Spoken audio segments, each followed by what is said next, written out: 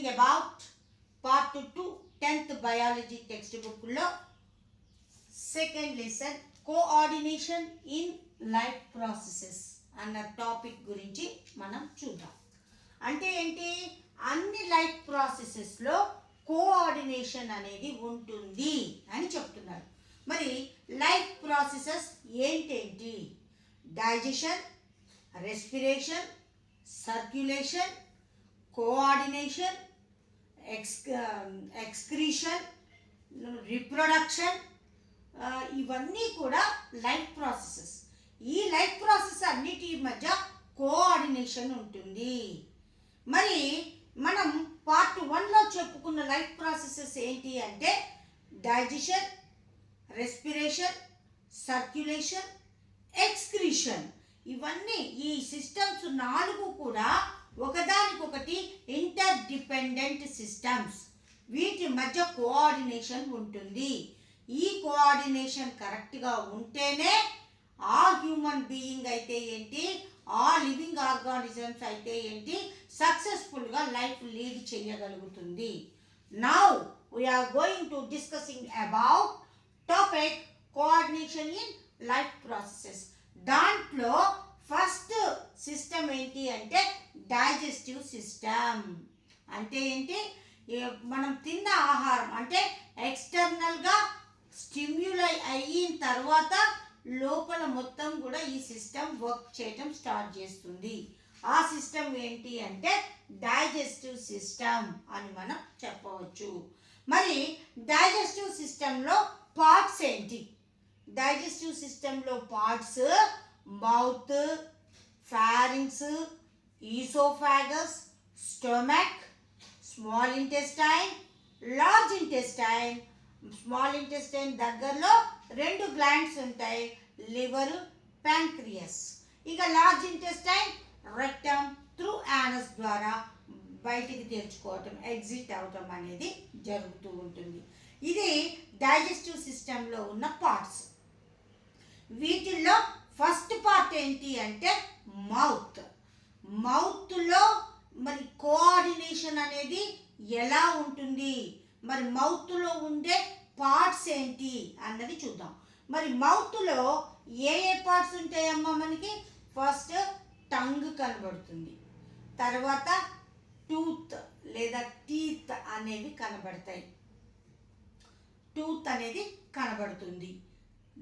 తర్వాత ప్యాలెట్ ఉంటుంది, తర్వాత సెలైవా ఉంటుంది. వీటన్నింటి కోఆర్డినేషన్ ఉంటేనే మన మౌత్లో కొంతవరకు డైజెషన్ అనేది జరుగుతుంది. మరి మౌత్లో ఏమేమి పనులు జరుగుతాయి? మౌత్లో ముఖ్యంగా 3 రకాల పనులు జరుగుతాయి. ఒకటి ఏంటి అంటే మాస్టికేషన్, రెండోది ఏంటి అంటే బోనస్ ప్రిపరేషన్, మూడోది ఏంటి అంటే టేస్ట్. ఈ 3 రకాల వర్క్స్ అనేవి ఎక్కడ జరుగుతాయి అంటే మన మౌత్లోనే జరుగుతాయి. ఈ 3 పనులు జరగాలంటే మౌత్లో ఉన్న పార్ట్స్ మనం చెప్పుకున్నాం, టీత్ అని, సెలైవా అని, టంగ్ అని, ఇవన్నీ కూడా ప్యాలెట్ అని, ఇవన్నీ కూడా కోఆర్డినేషన్ ఉంటేనే మౌత్లో ఈ 3 పనులు జరుగుతాయి. Okay, now we're going to digestive system first part. మౌత్లో కోఆర్డినేషన్ ఎలా ఉంటుంది అన్నది చూద్దాము. ఫస్ట్ ఇక్కడ పాయింట్ చూడండి, హంగర్. వీటిని ఏమంటారు అంటే ప్యాంక్స్ అని కూడా అంటారు. హంగర్ అంటే ఏంటి? ఆకలి. మరి మన చాలాసార్లు మన అందరి దగ్గర చూస్తాము, మన స్కూల్లో కూడా 12 అవ్వగానే మనకి అబ్బో ఆకలేస్తుంది ఆకలేస్తుంది అంటాం.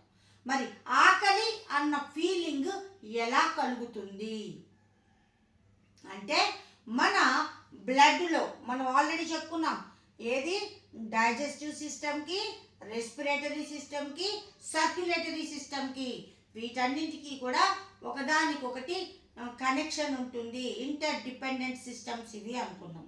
అయితే ఈ సర్క్యులేటరీ సిస్టంలో బ్లడ్లో ఏముంటుంది అంటే గ్లూకోజ్. బ్లడ్ ఏం చేస్తుంది? ఫుడ్ని, ఆక్సిజన్ని సప్లై చేస్తుంది. ఆ ఫుడ్లో ఏముంటుంది అంటే గ్లూకోజ్ ఉంటుంది. సో బ్లడ్లో గ్లూకోజ్ లెవెల్స్ ఎప్పుడైతే తగ్గిపోతాయో, బ్లడ్లో గ్లూకోజ్ లెవెల్స్ ఎప్పుడైతే తగ్గిపోతాయో అప్పుడు మనకి హంగర్ ప్యాంగ్స్ అంటే ఆకలి అని మనకి ఫీలింగ్ కలుగుతూ ఉంటుంది. మరి ఈ హంగర్ ప్యాంగ్స్ అనేవి ఎంతసేపు ఉంటాయి అంటే 30 to 45 minutes వరకు ఉంటాయి. ఈ హంగర్ అనేది దేని కంట్రోల్లో ఉంటుంది అంటే బ్రెయిన్లోని 4 బ్రెయిన్ పార్ట్లో డైఎన్సెఫలాన్ అనే పార్ట్ యొక్క కంట్రోల్లో ఈ హంగర్ అనేది ఉంటుంది. మరి ఈ డైఎన్సెఫలాన్ ఎక్కడ ఉంటుంది? బ్రెయిన్లో 2 పార్ట్స్, 2 సమాన భాగాలు చేస్తే వాటిని సెరిబ్రల్ హెమిస్పియర్స్ అంటారు. ఈ సెరిబ్రల్ హెమిస్పియర్స్ని కలుపుతూ మధ్యలో ఉన్న ఒక పార్ట్ని మనం ఏమంటాము అంటే కార్పస్ క్యాలోజమ్ అంటాము. ఆ కార్పస్ క్యాలోజమ్కి క్రింద ర్యాంబస్, మ్యాథ్స్లో మీకు షేప్స్ ఉంటాయి కదా, అలా ర్యాంబాయిడ్ షేప్లో ఉన్న స్ట్రక్చర్ని ఏమంటారు అంటే డైఎన్సెఫలాన్ అంటారు. ఈ డైఎన్సెఫలాన్ యొక్క పని ఏంటి అంటే ఎప్పుడైతే బ్లడ్లో గ్లూకోజ్ లెవెల్ పడిపోతాయో అప్పుడు ఇమీడియట్గా అది హంగర్ ప్యాంగ్స్ అన్న ఫీలింగ్ని మనకు కలిగించటం జరుగుతుంది. ఇక నెక్స్ట్ వన్ ఏంటి అంటే వాగస్ నర్వ్. ఈ వాగస్ నర్వ్ ఏంటి అంటే 10th క్రేనియల్ నర్వ్. ఈ నర్వ్ ఏం చేస్తుంది అంటే గ్లూకోజ్ లెవెల్ పడిపోయింది అన్న ఇన్ఫర్మేషన్ని డైఎన్సెఫలాన్కి తీసుకెళ్తుంది. డైఎన్సెఫలాన్ ఇమ్మీడియట్గా రియాక్ట్ అయ్యి హంగర్ అన్న ఫీలింగ్ని మనకి కలుగజేస్తుంది. ఓకే, మరి 10th క్రేనియల్ నర్వ్ ఈ ఇన్ఫర్మేషన్ని మొత్తాన్ని కూడా డైఎన్సెఫలాన్కి చేర్చడం జరుగుతుంది. ఈ వాగస్ నర్వ్ అంటారు, దాన్నే 10th క్రేనియల్ నర్వ్ అంటారు. మరి క్రేనియల్ నర్వ్స్ ఏంటి? నర్వ్స్ అనేవి 2 టైప్స్గా ఉంటాయి అని మనం కోఆర్డినేషన్ చాప్టర్లో చూసాం. Cranial nerves, spinal nerves. Cranial nerves అంటే బ్రెయిన్ నుంచి వచ్చే నర్వ్స్ని క్రేనియల్ నర్వ్స్ అంటారు. స్పైన్ నర్వ్స్ అంటే ఏంటి అంటే స్పైనల్ కార్డ్ నుంచి వచ్చే నర్వ్స్ని స్పైనల్ నర్వ్స్ అని చెప్పేసి అంటూ ఉంటారు. ఈ క్రేనియల్ నర్వ్స్ ఎన్ని ఉంటాయి అంటే 12 పెయిర్స్ క్రేనియల్ నర్వ్స్ ఉంటాయి. ఈ 12 పెయిర్స్లో 10th క్రేనియల్ నర్వ్ అన్నది ఈ వాగస్ నర్వ్ అంటారు. ఇది హంగర్, బ్లడ్లో గ్లూకోజ్ లెవెల్ పడిపోయింది అన్న ఇన్ఫర్మేషన్ని డైఎన్సెఫలాన్కి చేర్చడం జరుగుతుంది. డైఎన్సెఫలాన్ ఇమీడియట్గా రియాక్ట్ అయ్యి హంగర్ లేదా ప్యాంక్స్ అన్న ఫీలింగ్ మనకు కలిగించడం జరుగుతుంది. అట్లా మనకి ఆకలి వేయటం జరుగుతుంది. మరి డైఎన్సెఫలాను మరి ఎలా రియాక్ట్ అయ్యి ఏం చేస్తే మనకి ఆకలి కలుగుతుంది అంటే గ్రెలిన్ అన్న హార్మోన్ని రిలీజ్ చేస్తుంది. ఈ గ్రెలిన్ అన్న హార్మోనే మనకి ఆకలి వేయటానికి ఉపయోగపడుతుంది. ఈ గ్రెలిన్ అన్న హార్మోన్ ఆకలి వేయగానే మనకి మిడ్ డే మీల్ పెట్టేస్తారు, మనం ఫుల్గా తినేస్తాం. తిన్న తర్వాత ఏమవుతుంది అంటే కడుపు నిండిపోయినట్టు అనిపిస్తుంది. ఇక నిండిపోయిన తర్వాత ఒరే ఇంకొద్ది పెట్టుకోరంటే అమ్మమ్మో నా వల్ల కాదు, నా కడుపు నిండిపోయిందంట. మరి అట్లా కడుపు నిండిపోయింది, ఇక తినాల్సిన అవసరం లేదు అంటానికి ఉపయోగపడే హార్మోన్ ఏంటి అంటే ఈ లెప్టిన్ అన్న హార్మోన్ దానికి ఉపయోగపడుతుంది. ఓకే, ఇక నెక్స్ట్ వన్ ఏంటి అంటే మౌత్లో ఫస్ట్ మనకు కనపడేది ఏంటి అంటే టంగ్, నాలుక. మరి ఈ టంగ్ ఏం వర్క్ చేస్తుంది అంటే మనం తీసుకున్న ఆహారాన్ని ఏం చేస్తుంది, మొత్తాన్ని కూడా కలిపేసి సలైవాతో కలిపేసి ఒక స్లిప్పరీ లంప్ని అంటే జారుడు స్వభావం గల ఒక ముద్దని తయారు చేస్తుంది. ఆ స్లిప్పరీ లంప్నే ఏమంటారు అంటే బోలస్ అంటారు. సో ఈ బోలస్ ప్రిపరేషన్లో టంగ్ కూడా ఉపయోగపడుతుంది అని మనం చెప్పవచ్చు. ఇక ఈ టంగ్ మీద ఏమేమి ఉంటాయి? ఈ టంగులో మనం ఆహారాన్ని ఉట్టిగా తినేసి మింగేయం. తిన్న తరువాత మనం తీసుకున్న ఫుడ్ స్వీట్గా ఉందా, సోర్గా ఉందా, సాల్టీగా ఉందా, బిట్టర్గా ఉందా అని చెప్పేసి మనం టేస్ట్ని చూస్తాం. టేస్ట్ చూసి టేస్ట్ బాగుందంటే ఎక్కువగా తినేస్తాం, అదే బాగాలేదనుకోండి నేను తినను, నాకు వద్దని వదిలేస్తాను. అంటే ఏంటి, ఈ టంగ్ అనేది టేస్ట్ చూడటానికి కూడా ఉపయోగపడుతుంది. ఈ టంగులో చిన్న చిన్న చిన్న నర్వ్స్ అన్నీ కలిసి ఒక గుంపుల్లాగా ఏర్పడతాయి. ఎక్కడికక్కడ స్మాల్ గ్రూప్స్ ఆఫ్ నర్వ్స్ ఏర్పడతాయి. ఆ గ్రూప్స్ ఆఫ్ నర్వ్స్ని ఏమంటారు అంటే ప్యాపిల్లే అని చెప్పేసి అంటూ ఉంటారు. ఈ ప్యాపిల్లే అనేది ఈ నాలుక మొత్తం మీద కూడా స్ప్రెడ్ అయి ఉండటం జరుగుతుంది. ఈ ప్యాపిల్లే ఎన్ని టైప్స్ ఉంటాయి అంటే మొత్తం 4 టైప్స్ ఆఫ్ ప్యాపిల్లే ఇక్కడ ప్రజెంట్ అయి ఉంటాయి. Fungiform papillae, filiform papillae, foliate papillae, circumvallate papillae అనే 4 టైప్స్ ఆఫ్ ప్యాపిల్లే ఈ టంగ్ మీద లొకేట్ అయి ఉండటం అనేది జరుగుతూ ఉంటుంది. మరి ఈ ప్యాపిల్లేలు ఏంటి, ఏం పని చేస్తాయి, వీటన్నింటి గురించి కూడా మనం 9th క్లాస్లో సెన్స్ ఆర్గాన్స్లో చూడటం జరిగింది. ఓకే, మరి ఈ టంగ్ మీద మనం ఏమేమి టేస్ట్లు చూస్తాము అంటే టోటల్గా 5 టైప్స్ ఆఫ్ టేస్ట్లు ఉంటాయి. ఒకటి స్వీట్, ఇంకోటి సోర్, ఇంకోటి బిట్టర్, ఇంకోటి సాల్టీ, ఇంకొకటి ఉమామి. ఉమామి అంటే ఏంటి అంటే అది చేదుగా ఉండదు, అటు తీయగా ఉండదు, వగరు అంటారు. దాన్ని జపనీస్ వాళ్ళ టేస్ట్ అని కూడా అంటూ ఉంటారు. ఈ టోటల్ 5 టైప్స్ ఆఫ్ టేస్ట్ని మనం ఈ నాలుక ద్వారా చూడటం, సెన్స్ చేయటం అనేది జరుగుతూ ఉంటుంది. మరి నాలుక మీద కూడా ముందు వైపేమో స్వీట్ టిప్ ప్లేస్లో, టిప్ నుంచి కొద్దిగా వెనక్కి వెళ్తే సోర్ టేస్ట్, ఆ తర్వాత ఇంకొద్దిగా మధ్య భాగానికి పోతే సాల్ట్ టేస్ట్ చూస్తాం. నాలుక వెనక భాగానికి పోయేసరికి అక్కడ మనం బిట్టర్ టేస్ట్ చూడటం జరుగుతూ ఉంటుంది. మరి మనం నాలుక మీద ఏదైనా పంచదార వేసి అలాగే ఉంచితే మనకి టేస్ట్ తొందరగా తెలుస్తుందా అంటే టేస్ట్ తొందరగా తెలియదు. మరి ఎప్పుడు తొందరగా తెలుస్తుంది అంటే నాలుక మీద ఉప్పు కానీ పంచదార కానీ వేసుకొని ఈ ప్యాలెట్తో దాన్ని గట్టిగా ప్రెస్ చేస్తే అప్పుడు మనకి ఈజీగా టేస్ట్ తెలవటం జరుగుతూ ఉంటుంది. మరి అది ప్యాలెట్ అంటే ఏంటి, ప్యాలెట్ని తెలుగులో ఏమంటారు అంటే అంగిలి అంటారు. అంటే మౌత్లో ఈ పై వైపున ఉన్న ఈ ఫ్లెష్ లాంటి పార్ట్ని ఏమంటారు అంటే ప్యాలెట్ లేదా అంగిలి అంటారు. ఈ అంగిలితో మనం తిన్న ఆహారాన్ని గట్టిగా ప్రెస్ చేసినప్పుడే మనకి మనం తీసుకున్న ఫుడ్ యొక్క టేస్ట్ తెలవటం అనేది జరుగుతూ ఉంటుంది. మరి గట్టిగా ప్యాలెట్తో నెట్టాం. మనం నెట్టిన తర్వాత ఏమవుతుంది అంటే మనం తీసుకున్న ఫుడ్ అదే సాలిడ్ ఫామ్లో ఉండకూడదు. అది ఏమవుతుంది అంటే కరిగిపోయి ఎక్కడికి డిజాల్వ్ అయిపోయి ఈ టేస్ట్ బడ్స్ ఉన్నాయి కదా ప్యాపిల్లే, వాటిల్లోకి అవి ఎంటర్ అవటం జరుగుతూ ఉంటుంది. మనం తీసుకున్న ఫుడ్ సెలైవాలో మొత్తం కూడా డైల్యూట్ అయిపోవాలి. డైల్యూట్ అయిపోయిన తర్వాత ఆ డైల్యూట్ అయిన ఫుడ్ ఎక్కడికి ఎంటర్ అవుతుంది అంటే టేస్ట్ బడ్స్లోకి ఎంటర్ అవుతుంది. ఆ టేస్ట్ బడ్స్లోకి ఎంటర్ అయిన తర్వాత అవి టేస్ట్ చూసి చెప్పడం జరుగుతుంది, మనకి బ్రెయిన్కి పంపడం జరుగుతుంది. అప్పుడు మనం ఆలోచించి ఇది స్వీట్గా ఉంది, ఇది సోర్గా ఉంది, ఇది బిట్టర్గా ఉంది అని మనం ఐడెంటిఫై చేయటం జరుగుతూ ఉంటుంది. ఇక ఇక్కడ చూడండి, టేస్ట్ తెలియాలంటే టంగ్ ప్లస్ ప్యాలెట్, అంటే టంగ్ మీద పెట్టుకొని ప్యాలెట్తో ప్రెస్ చేస్తేనే మనకి టేస్ట్ తెలుస్తుంది. ఎప్పుడైతే ప్యాలెట్తో మనం ఫుడ్ని ప్రెస్ చేస్తామో అది డిజాల్వ్ అయిపోయి టేస్ట్ బడ్స్లోకి వెళ్తుంది. టేస్ట్ బడ్స్ టేస్ట్ని ఐడెంటిఫై చేయటం అనేది జరుగుతూ ఉంటుంది. ఇట్లా టేస్ట్ మనకు తెలియటం జరుగుతుంది. నోట్లో వేసుకోగానే ఆ టేస్ట్ మనకు తెలిసింది. ఇంతవరకు ఓకే.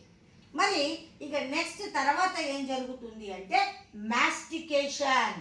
మాస్టికేషన్ అంటే ఏంటి అంటే ఇప్పుడు కూరగాయల ముక్కలు పెద్దగా ఉన్నాయి, అవి అలాగే పెట్టుకొని మింగేస్తామా మనం? కాదు.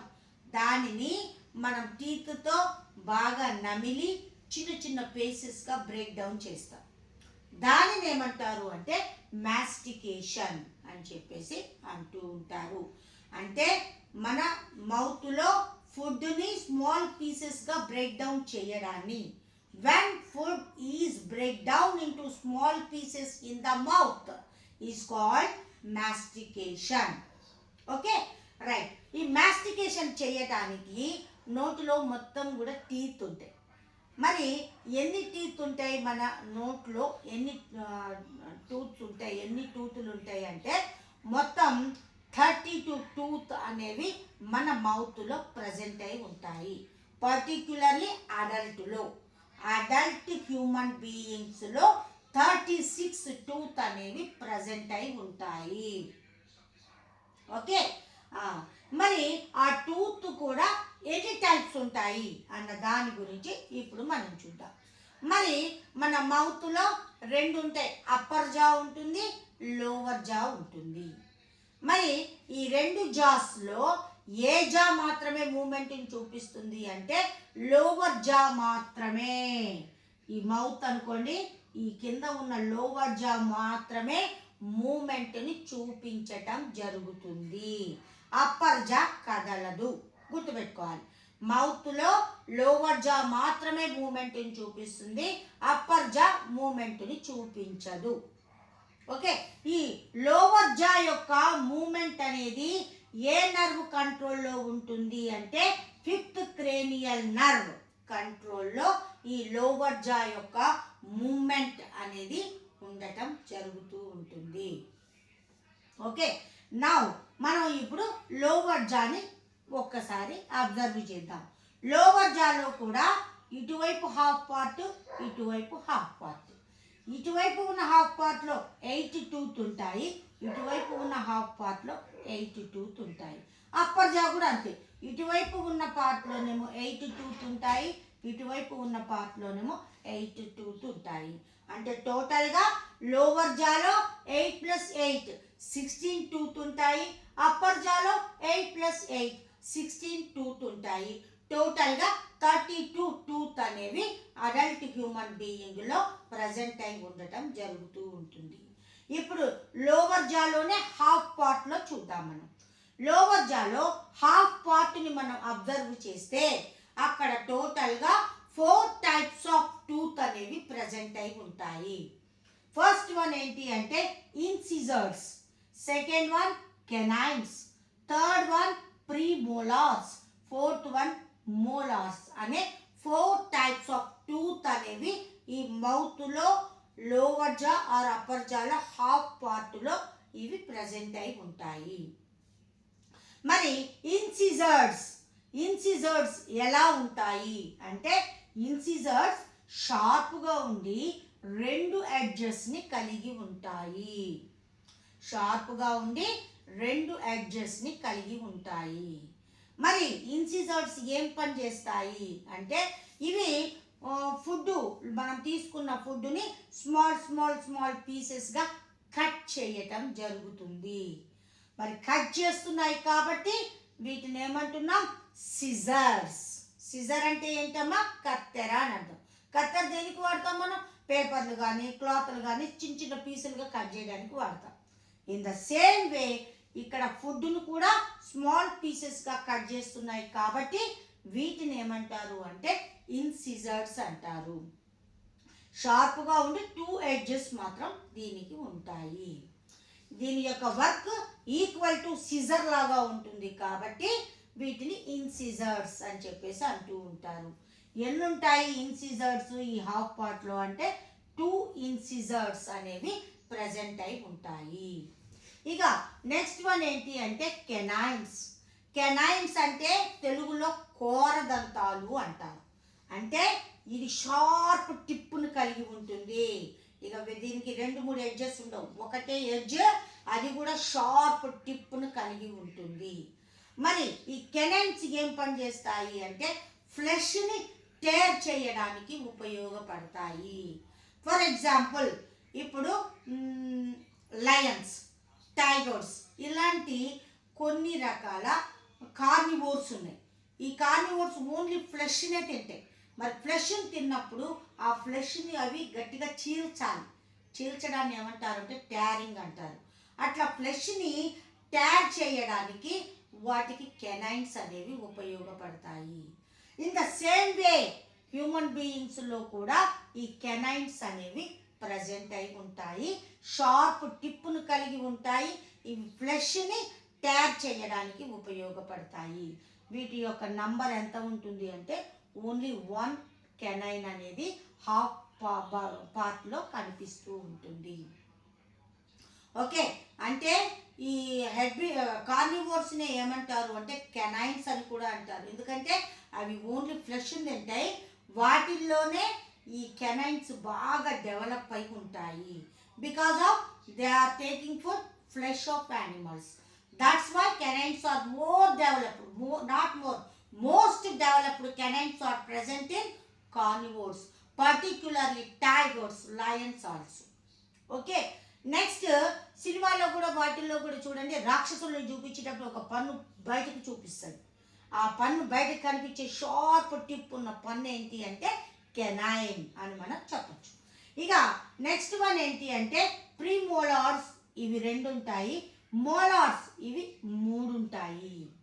ఈ ప్రీమోలార్స్, మోలార్స్ దేనికి ఉపయోగపడతాయి అంటే ఈ కట్ చేసిన ఫుడ్ని, తయారు చేసిన ఫుడ్ని కలిపేసి వాటిని మెత్తగా గ్రైండ్ చేయటానికి, ఆ ఫుడ్ని గ్రైండ్ చేయటానికి ఈ ప్రీమోలార్స్, మోలార్స్ అనేవి ఉపయోగపడతాయి.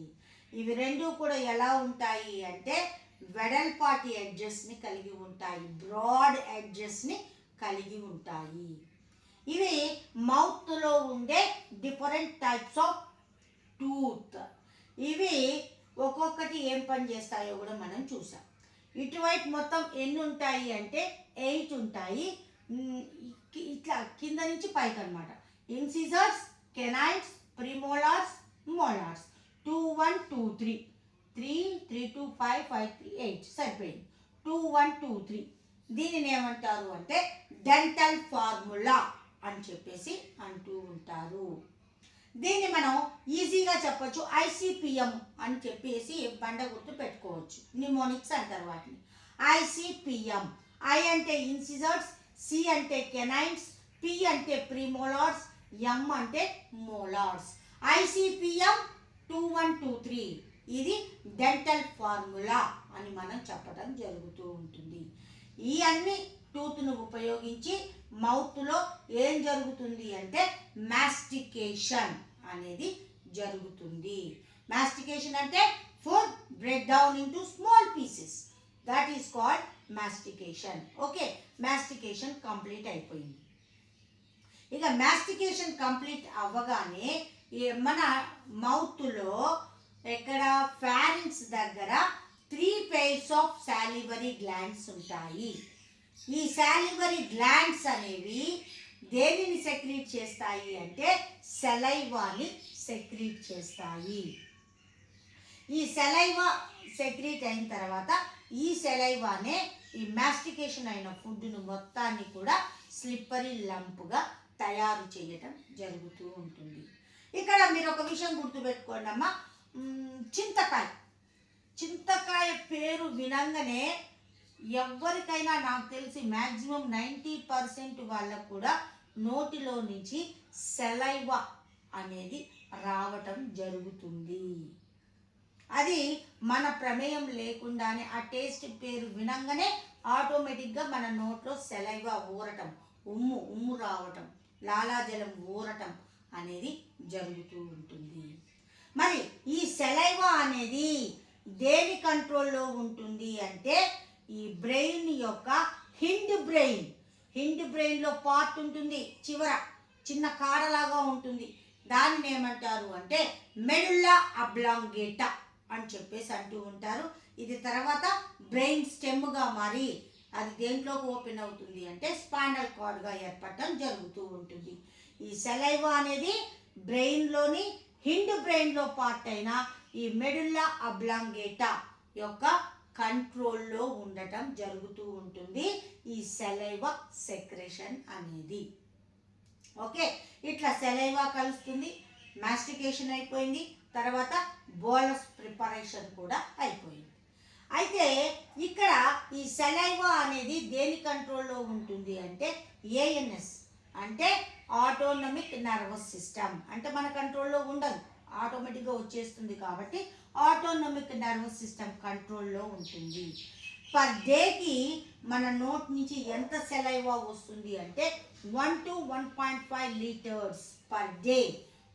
ఒక రోజుకి 1 to 1.5 లీటర్స్ సెలైవా అనేది మన నోట్లో రావడం అనేది జరుగుతూ ఉంటుంది. ఇక మీరు డాగ్స్ని అబ్జర్వ్ చేయండి. మనం ఏదైనా ఫుడ్ పట్టుకొని దాని ముందు నిలబడ్డామనుకోండి, ఏమంటే దాని నోటి నుంచి తెలియకుండా సెలైవా పడిపోతూ ఉంటుంది. అంటే అక్కడ దాని ప్రమేయం లేదు, లేకుండానే దాని నోట్లో నుంచి సెలైవా కిందకి రావటం జరుగుతూ ఉంటుంది. దీనిని ఏమంటారు అంటే ఆటోనమిక్ నర్వస్ సిస్టమ్ అని చెప్పేసి అంటూ ఉంటారు.